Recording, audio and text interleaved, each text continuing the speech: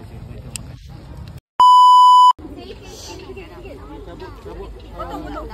Potong setakat mana? Setakat ni? Buku sama juga? Ya.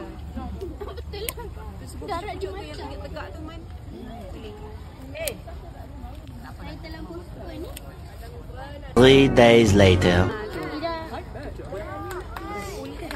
Sayur raja. Sayur raja. Bagi saya gunting je tak makan. No. Sayur raja. Kita ambil pucuk dia saja. Boleh tumis. Sayur. Macam tumis yang sayur-sayur yang lain. Jadi batang dia boleh ambil lah. Yang lembut atas tu boleh. Tapi yang lain Ambil daun je. daun-daunnya. Ya sayur. Kamu ke cikgu yang elok sikit. Kita buang. Ini bayam Brazil. Kenapa nama dia bayam Brazil? Sebab orang kena kutip dia ni kena Brazil.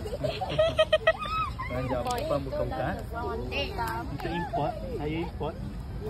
Okay, ini kita sedang kutip bayam Brazil. Bayam Brazil, betul makan. Cikgu tak basuh lagi lah. Cikgu makan kotor-kotor.